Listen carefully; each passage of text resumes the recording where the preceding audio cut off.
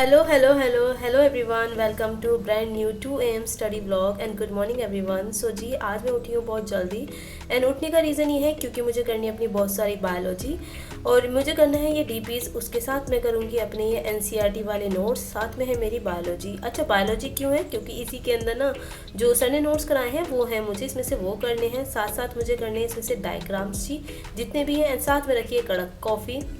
तो हमारी क्लास में ना काफ़ी सारा बायोलॉजी का सिलेबस हो चुका है एंड मेरा ना ये रिवीजन नहीं हो पाया था। मतलब वैसे तो होता है लेकिन वैसे नहीं हो पाया था कि जो मैं कंटिन्यूस करती हूँ, सो मैं आज वही करने वाली हूँ। एंड ये हुआ था ना, मेरे घर में गेस्ट आ गए थे जिसकी वजह से मेरा एक टारगेट रह गया था। अब वो टारगेट अगर मेरा रह गया था, वो एक्स्ट्रा में जाना था, तो इसलिए मुझे उसके लिए एक्स्ट्रास देने पड़े। और इसी यही रीज़न है मैं आज 2 AM स्टडी ब्लॉग अपना शूट कर रही हूँ, क्योंकि मैं इतनी जल्दी उठी थी। एंड इतनी जल्दी उठने के लिए मैं सोई वही थी 10 से 11, क्योंकि ये एक्स्ट्रा टारगेट है तो मुझे एक्स्ट्रास देने पड़े। और मैं वैसे एडवाइस नहीं करूँगी क्योंकि ये बिल्कुल भी सही मेथड नहीं है इतनी जल्दी उठना और अपनी स्लीप को सेक्रीफाइस करना। इतना ज़्यादा कॉम्प्रोमाइज़ नहीं करना चाहिए, बट कभी कभी ये सब चीज़ चल जाती हैं जब आपको एक्स्ट्रा टारगेट्स करने पड़ते हैं। मैं आप लोगों से ना एक चीज़ और शेयर करने वाली हूँ, क्योंकि इस बार पेपर में हमारे इतने असर्शन रीजंस आए थे, इतने मल्टीपल चॉइस स्टेटमेंट क्वेश्चंस आए थे, तो मेरे भी काफ़ी गलत हुए थे।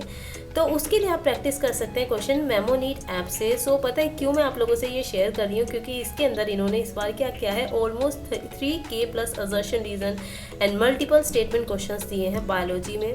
And they are form in exact pattern जैसे हमारे नीट 2022 में आए थे ना, क्योंकि इतने ज़्यादा क्वेश्चन थे ना statement wise and assertion region wise. काफ़ी बच्चों का पेपर ना बायोलॉजी की वजह से ख़राब हुआ, तो आप उन क्वेश्चन की प्रैक्टिस ना मेमोनीट ऐप से कर सकते हैं। And one more thing, let me tell you why Memonit app. It has almost 30K questions that came with special revision algorithm.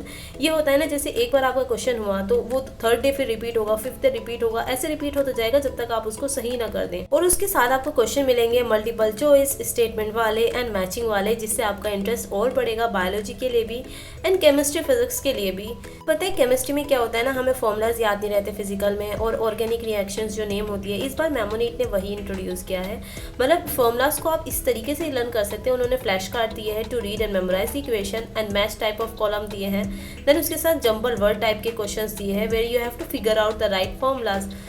इस वजह से ये हमारा सेक्शन कैसे हो जाता है, इंटरेस्टिंग हो जाता है। देन उसके साथ अगर आप बात करें फिजिक्स में, तो फिजिक्स में भी सेम इन्होंने यही चीज़ रिपीट की है कि आपको वहाँ पर भी ना फॉर्मूलाज लर्न होने चाहिए। तो फिजिक्स में भी इसी तरीके से आपको फॉर्मूलाज दिए हुए हैं, सो दैट आपको उनको लर्न कर लें अच्छे से, क्योंकि most of the time formulas भूलने से ही क्वेश्चन गलत हो जाते हैं। देन उसके साथ जितने भी आपके इंपॉर्टेंट टॉपिक है ना, उस टॉपिक पे इसमें वीडियोस लेक्चर है कि आपको अगर पूरा चैप्टर नहीं भी देखना है ना, तो और पर्टिकुलर आपका टॉपिक वीक है तो आप उसके जाकर वीडियोस लेक्चर देख सकते हैं। एंड मोस्ट इंपॉर्टेंट थिंग जो है वो है 30+ ईयर्स के PYQs। एंड यहाँ पर जो बेस्ट पार्ट पता है क्या है, आपको जो 1 PYQs है ना, उसके टाइप के सिमिलर 2 PYQs और मिलेंगे। एंड उसके साथ मेमोनीट में आपको मिलेगी 100% NCERT बेस्ड टेस्ट सीरीज, जो आपकी सब्जेक्ट वाइज होगी, यूनिट वाइज होगी, फुल लेंथ होगी। एंड ये सब चीज़ आप एंजॉय कर सकते हैं ओनली एट ₹1999। एंड आप मेरा कोड यूज़ कर सकते हैं टू गेट 300 ऑफ। मैं लिंक प्रोवाइड कर दूंगी डिस्क्रिप्शन बॉक्स में, in case you want to buy, आप वहाँ से जाकर चेकआउट कर सकते हैं। जी, अब मेरा हो गया है बायोलॉजी। यहाँ पर बैठ के मैं बोर हो चुकी हूँ, ऑलमोस्ट 2 आवर्स मुझे हो गए हैं पढ़ते पढ़ते।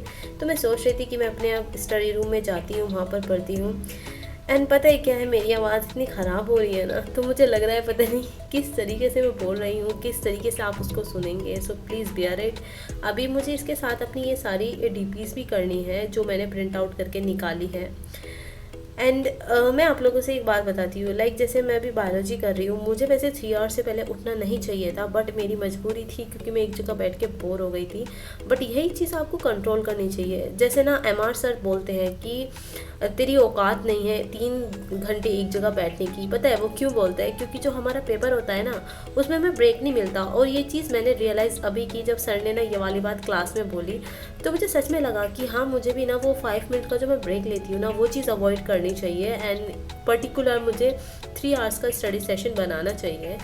और इसका रीज़न पता है यही है कि जब एग्ज़ाम में हम बैठते हैं तो वहाँ 3 आवर्स से पहले हम नहीं उठ पाते। जैसे मैं यहाँ पर 2 आवर्स पढ़ के बोर हो गई, तो एग्ज़ाम में भी यही सिचुएशंस होती हैं। तो आपको अपने ना एग्ज़ाम के अकॉर्डिंग सोच की चीज़ों को अपने बनाना चाहिए। जैसे कि अब वहाँ 3 आवर्स हमें पहले उठने नहीं दिया जाएगा, तो आपको 3 आवर्स का करना चाहिए। एंड यहाँ पर मेरी हो गई बायोलॉजी कंप्लीट। अभी मैं करूँगी ये जो मेरे डीपीपीज़ हैं, जो मेरी फिज़िक्स की डीपीपीज़ हैं। अच्छा, यहाँ पर मैं बहुत इंटरेस्टिंग चीज़ आप लोगों से शेयर करूँगी। मैं ये बताती हूँ कि मैं किस तरीके से अपनी ये डीपीपीज़ कर रही हूँ। जैसे आप लोगों को पता ही है कि हमारी जो क्लास में ना सेंटर ऑफ मास चल रहा है, तो most of the major portion हमारा कंप्लीट हो चुका है 11th में।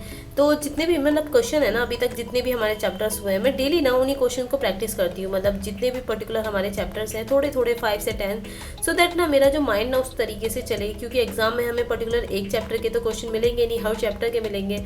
तो डेली मैं उसी तरीके से प्रैक्टिस अपना ये फिजिक्स के क्वेश्चन कर रही हूँ। एंड उसके साथ ना मुझे ना आप लोगों के लिए इतना, मतलब मैं क्या बोलूँ, किस तरीके से आप लोगों को थैंक्स बोलूँ ना। मैंने लास्ट वीडियो डाली थी एंड उसमें मुझे आप लोगों की हेल्प चाहिए थी, तो आप लोगों ने इतने मतलब अच्छी तरीके से मेरी हेल्प की ना, मतलब I feel so blessed. And पहली बार सच में मुझे वो फील हुआ कि like we are family, I know that. लेकिन वो जो फैमिली वाला कनेक्शन है ना, वो मुझे उस वीडियोस के बाद फील हुआ, क्योंकि आप लोगों ने मुझे कमेंट में एकदम इस तरीके से हेल्प की। एंड मुझे मेल, इतने सारे मेल आए उससे रिगार्डिंग कि आप ऐसे देख सकते हैं, ऐसे देख सकते हैं। And thank you so much guys मेरी हेल्प करने के लिए।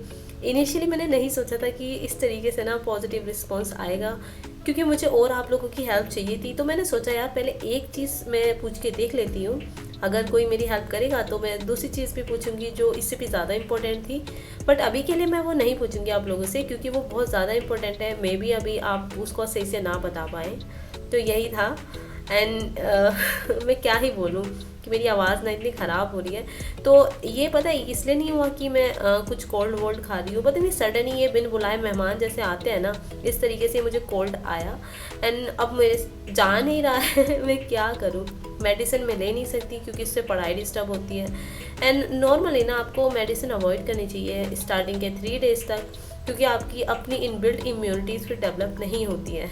तो थोड़ा साइंटिफिक चीज़ भी आप लोगों से शेयर कर देती हूँ। सो मेरा फिजिक्स का ऑलमोस्ट टारगेट कंप्लीट हो गया है। एंड फिर अब मैंने एंजॉय किया ये मथुरा का पेड़ा, जो सच में सीरियसली बहुत टेस्टी था। मैं कोटा में खाती तो थी, क्योंकि मुझे ना पेड़े बहुत पसंद है। एक्चुअली में मुझे मीठा बहुत पसंद है, बट वो ना मुझे फील नहीं आती थी। जिस टाइप के पेड़े ना ये होते हैं ना, उस टाइप के तो वहाँ होते ही नहीं थे।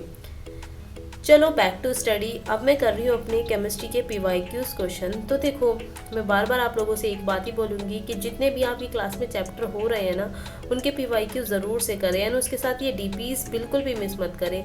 आप इधर उधर की बुक के पीछे भाग रहे हैं, बट जो आपके पास मटीरियल है आप उसको अच्छे से भी कर लेंगे तो बहुत अच्छे मार्क्स आ जाएंगे आप लोगों के। एंड एक बात बताओ, कैसा फील हो रहा है ना जब आपको पता चल गया है कि अब हमारा पेपर मई में होने वाला है। आई नो दैट, देखो ये ऑफिशियल न्यूज़ तो नहीं है, बट मोस्ट प्रोबेबल चांसेस यही हैं। और मैंने मोस्ट ऑफ द वीडियोस में आप लोगों से बोला था कि पेपर हमारा मई में हो सकता है, क्योंकि मेरे मोस्ट ऑफ द फ्रेंड्स जो हैं वो कॉलेज में हैं, तो उनके प्रोफेसर उनसे ये शेयर करते रहते हैं कि न्यू बैच तब आने वाला है। उसकी अकॉर्डिंग मैंने आप लोगों से बताया भी था कि हमारा पेपर ना मई में हो सकता है इस बार। सो बी प्रिपेयर्ड फॉर दैट। और मुझे बताओ कैसी फीलिंग आ रही है आप लोगों को ये सोच के कि हमारा पेपर मई में होने वाला है। आई नो कि आप लोगों को डर लग रहा होगा, काफ़ी बच्चों का बैकलॉग होगा, वो नहीं हुआ, क्वेश्चन प्रैक्टिस नहीं हुए, तो आप सोच रहे होंगे अब कैसे होगा, या फिर हमने तो अभी से स्टार्ट किया है, क्या हमारा आपसे स्टार्ट करके सिलेक्शन हो जाएगा। तो सिलेक्शन लाने वाले तो 2 मंथ में भी सिलेक्शन ले आते हैं, और ना लाने वाले कितने भी ईयर प्रिपरेशन कर ले उनका नहीं होता। तो ये मत सोचो, ये एक माइंडसेट का खेल है। एंड उसके साथ साथ आपका हार्डवर्क, डेडिकेशन और आपकी डिटर्मिनेशन, उसके साथ सबसे मेन इंपॉर्टेंट कंसिस्टेंसी, ठीक है, वो करनी बहुत ज़रूरी है। एंड मैंने कर लिए थे अपने PYQs क्वेश्चन। अब मैं करूँगी अपने ये DPs, जो मेरी केमिस्ट्री के DPs हैं। मैं क्वेश्चन प्रैक्टिस इस बार बिल्कुल भी स्किप नहीं कर रही हूँ, क्योंकि आप क्या करते हैं ना, आप क्लास में चैप्टर चल रहा है, आप सिर्फ उसको पढ़ते रहेंगे, उसके साथ साथ टीचर के क्वेश्चन कर लेंगे, DPs को भी पेंडिंग में कर देंगे, PYQs को तो देखेंगे नहीं। अब जब आप इन चीज़ों को इग्नोर करोगे तो एग्ज़ाम में ये भी आप लोगों को इग्नोर करेगी ना। तो इसलिए ना क्वेश्चन प्रैक्टिस बहुत ज़्यादा इंपॉर्टेंट है, स्पेशली आपके फिजिकल केमिस्ट्री के लिए एंड आपके फिजिक्स के लिए। एंड मैं तो बोलूँगी बायोलॉजी के लिए भी ना बहुत ज़्यादा इंपॉर्टेंट है, जिस टाइप का हमारा पेपर आया था। तो स्पेशली आप प्रैक्टिस करें, और देखो डरो मत, जो भी होगा देखा जाएगा, बट अब स्टार्ट तो करो ना। एंड बैकलॉग की सिंपल सा पॉइंट ये है कि जितना जल्दी हो सकता है ना अपना बैकलॉग कवर करने का ट्राई करो, थोड़ा एक्स्ट्रा आवर्स दो, थोड़े एक्स्ट्रा एफर्ट्स लगाओ, क्योंकि ये चीज़ आपको खुद ही करनी पड़ेगी। और पता है, अपना रिजल्ट लाने के लिए ना मेहनत तो आपको खुद ही करनी पड़ेगी। सामने वाले को देख के आप मोटिवेट हो सकते हैं, उससे पूछ सकते हैं आपने कैसे बैकलॉग किया, वो अपनी स्ट्रेटेजी आप लोगों से शेयर कर देंगे, बट उसके लिए वर्क तो आपको खुद करना पड़ेगा ना। तो बेटर क्या होगा कि इधर आधर पूछने से, टाइम वेस्ट करने से बेटर है ना आप वो टाइम अपना बैकलॉग को कंप्लीट करने में लगाएं, अपनी स्टडी को कंप्लीट करने में लगाएं। तो यहाँ पर मैं कर रही हूँ अपने फिजिक्स के लेक्चर, और आप पूछ रहे थे कि किस तरीके से आप लेक्चर को मैनेज करती हैं, इतनी जल्दी कैसे कंप्लीट हो जाता है। तो जी मैं ना 2x की स्पीड पे देखती हूँ अपने लेक्चर्स, क्योंकि मैं ऑलरेडी पढ़ी हुई हूँ सर से, तो ऑलमोस्ट मेरा हुआ है मास्टर। तो मैं पता है 2x की स्पीड पे देखती हूँ, जहाँ मुझे लगता है ये चीज़ सिमिलर है, ये मेरे बहुत अच्छे से क्लियर है, मैं उसको स्किप कर देती हूँ। एंड जो मुझे क्वेश्चंस लगते हैं कि ये हाँ हमारे इंपॉर्टेंट क्वेश्चन है जो लास्ट ईयर नहीं कराए थे, ये कॉन्सेप्ट मुझे क्लियर नहीं था, वही मैं नोट डाउन करती हूँ। एंड सेम मैं फिजिक्स के तरह मैं केमिस्ट्री में भी यूज़ करती हूँ। जैसे अभी मैं ले रही थी केमिस्ट्री की क्लास, तो इसके अंदर चल रहा है हमारा आयनिक इक्विलिब्रियम, तो उसमें भी मैं इस तरीके से कर रही थी कि जो पार्ट मुझे लगता है ये मुझे आता है उसको स्किप कर देती हूँ, एंड जो मुझे लगता है ये क्वेश्चंस इंपॉर्टेंट है, मैंने नहीं किए थे या मुझे नहीं आते, वो नोट डाउन कर लेती हूँ।